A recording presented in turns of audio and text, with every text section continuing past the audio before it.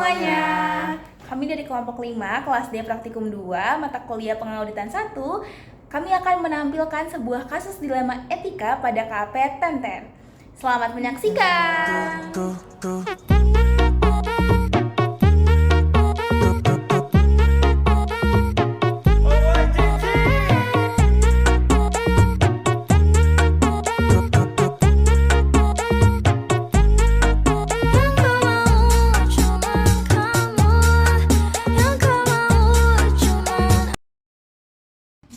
Pagi Mbak Diva, Ibu, terkait sama klien yang saya bicarakan kemarin, nanti siang kita akan ada pertemuan sama klien tersebut jam 12 siang di kafe depan ya, kamu bisa kan? Iya, siap, baik. Nanti tolong persiapin dokumennya ya yang udah saya suruh kemarin. Iya, siap, Bu. Terima kasih ya. Iya. Parai, di sini. Siang Parai. Silakan duduk. Pak Rai, gimana nih kabarnya? Dilihat-lihat makin senang aja nih. Iya nih, saya habis nganterin istri saya jalan-jalan ke Rusia. Oh iya Pak, ini kenalin namanya Mbak Diva, ini tim audit baru kami yang kemarin saya bicarakan ke Bapak. Oh, anak baru ya? Ini nanti Mbak Diva ini yang bakal ngebantu saya buat proses auditnya PT Best Indonesia Bapak. Oke. Terkait sama proposal penawaran yang kemarin itu kan sudah saya kirim ke Bapak. Nah, Bapak juga udah setuju kan? Nah, untuk proses selanjutnya itu ini boleh dibaca dulu untuk kontraknya dan juga setelah kalau misalnya Bapak sudah setuju boleh ditandatangani. Maaf, Pak. Ini untuk kontraknya dan ini untuk penandatangannya, Pak. Maaf.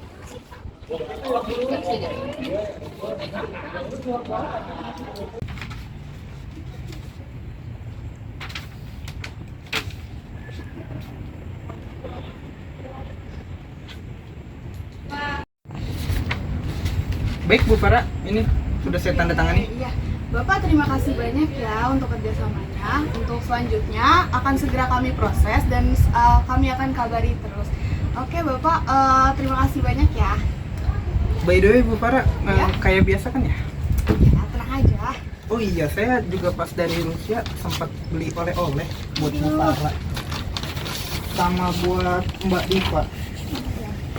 Ini kalau bisa diterima ya. Iya, makasih banyak ya Bapak. Aduh, jadi ngerepotin nih. Makasih, Pak. Saya izin pamit. Ada mau meeting lagi. langsung sekarang nih. Oh, buru-buru banget Bapak. Izin pamit. Oke Bapak, makasih banyak ya Bapak. Iya. Iya, makasih Pak Rai. Bu, emang ini kita nggak apa-apa ya nerima hadiah dari klien? Nggak apa-apa kok, udah biasa ini mah. Kamu jangan ganggu yang lain ya. Saya udah percaya kok sama kamu. Iya, Bu.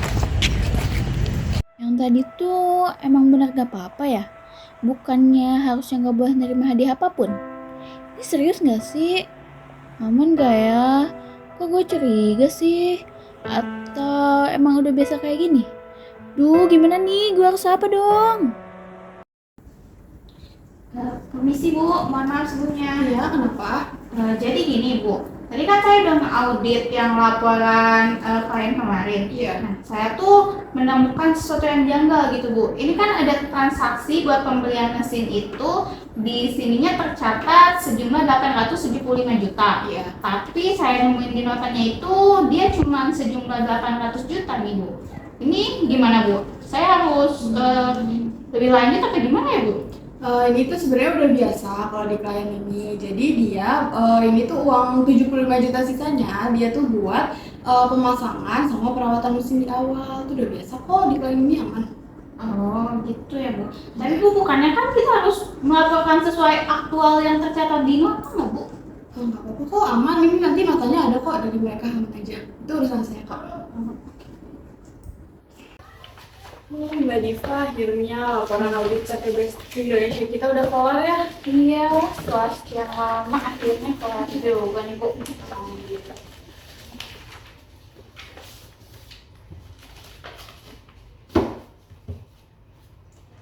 Bu, Ya. ini saya izin bertanya. Ini yang laporan audit kita ini udah final belum ya Bu? Mengingat kan kemarin itu laporannya itu kan kayak banyak temuan Bu, tapi ini di sini hasil akhirnya wajar tanpa pengecualian Bu. Udah bener kok, itu udah final. Itu aman kok, nggak apa-apa. Kamu raguin keputusan saya? Enggak Bu. Halo, selamat siang. Oh iya Pak. Oh baik Pak. Oke, saya menuju ke sana ya Pak. Sebentar ya Pak.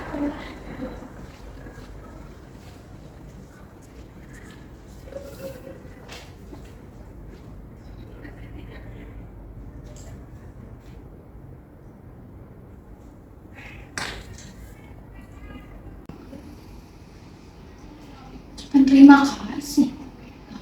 Kok beresin?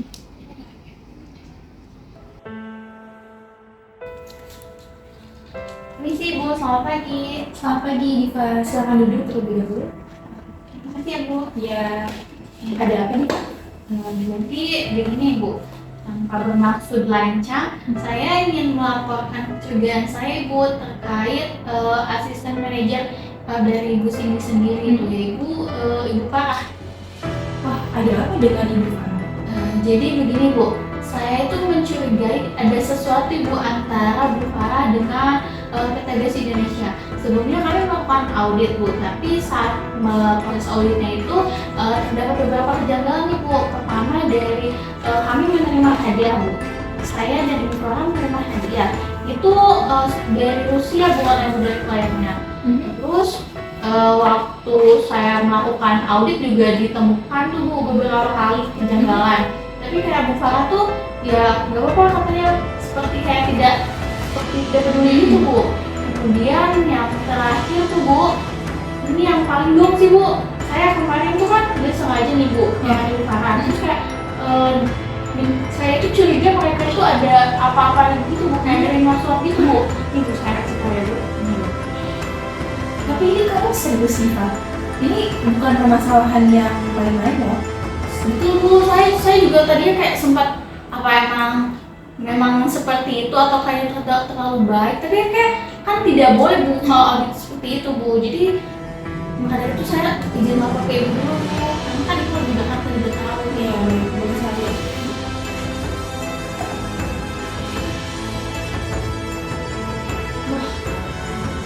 Nominalnya sangat besar ini. Iya Bu, terus juga Bu, waktu kemarin saya melakukan audit tuh Bu, kan ada selisih nominal sejumlah 75 juta Bu antara nota sama transaksi sebelumnya. Terus Bu kan kayak ya sudah tidak apa, emang seperti itu katanya Bu, kayaknya klien tersebut sudah biasa Bu melakukan seperti itu. Wah, berarti ini kasus yang harus saya selidiki sih, Diva. Tapi kamu sudah yakin ya, kalau Bu Farah ini memang dicurigai melakukan adanya transaksi suap dengan PT BES Indonesia? Saya sih yakin Bu, soalnya kejadiannya tuh kejanggalannya tuh kayak sekali dua kali Bu, kayak seperti beruntut gitu Bu. Oke, baik. Mungkin terima kasih atas konfirmasinya dari kamu dan terima kasih juga atas bukti-buktinya. Nanti kamu bisa serahkan buktinya kepada saya dan nanti saya dan tim lainnya kami bisa sama-sama menyelidiki terkait dengan kasus Ibu Farah ini. Baik, sebelumnya terima kasih atas bantuannya dan saya harap bukti-bukti yang kamu sudah tunjukkan itu bisa dipertanggungjawabkan ya. Farah, saya udah gak habis pikir lagi sama kamu. Ini semua bukti-bukti kamu bahwa kamu melakukan kecurangan. Jadi bahkan saya pun juga punya loh bukti transaksi kamu menggelapkan uang, bahkan kamu menerima suap di sini. Jadi, aduh saya udah gak habis pikir lagi. Jadi ini apa-apaan ya Farah ya. Jadi di sini ini juga bukti kamu menerima suap ini. Kamu gimana sih? Udah, kamu saya pecat, kamu keluar sekarang. Dan ini surat pengunduran diri kamu, silakan tanda tangan. Keluar.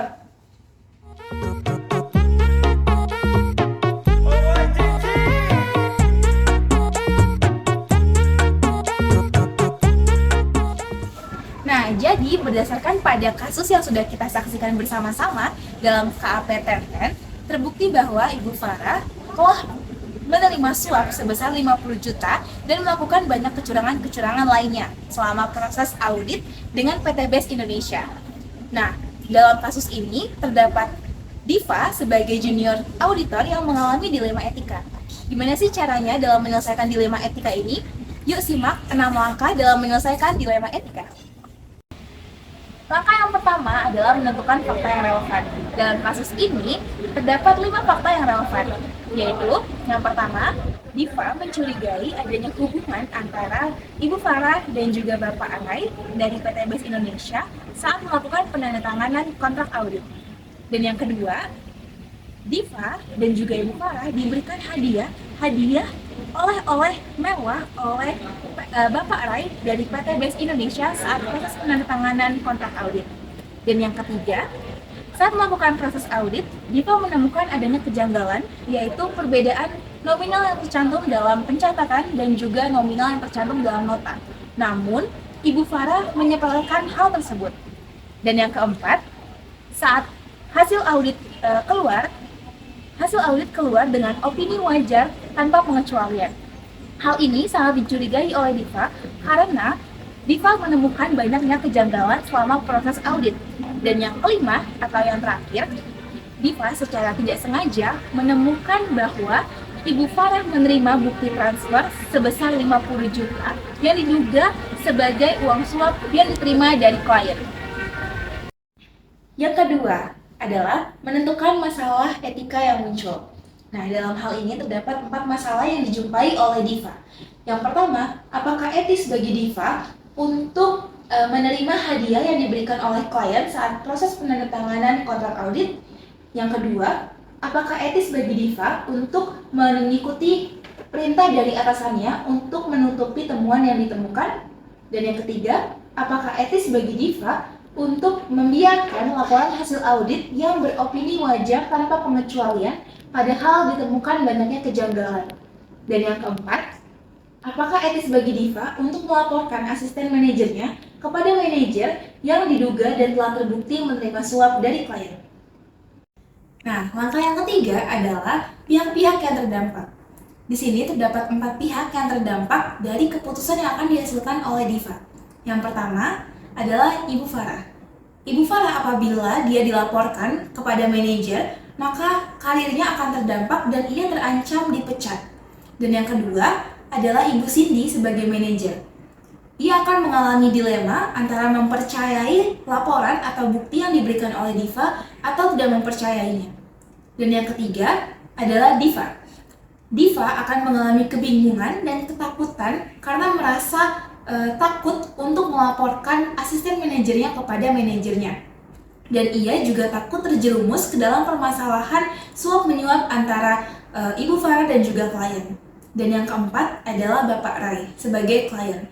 Di sini apabila nantinya akan terkuak kasus suap menyuap ini, maka pihak klien atau perusahaan PT BES Indonesia akan tercoreng nama baiknya. Langkah yang keempat adalah menentukan alternatif mana yang harus dipilih. Di sini ada 4 alternatif yang kemungkinan bisa dipilih oleh Diva. Yang pertama, Diva menerima pemberian hadiah oleh-oleh mewah dari klien.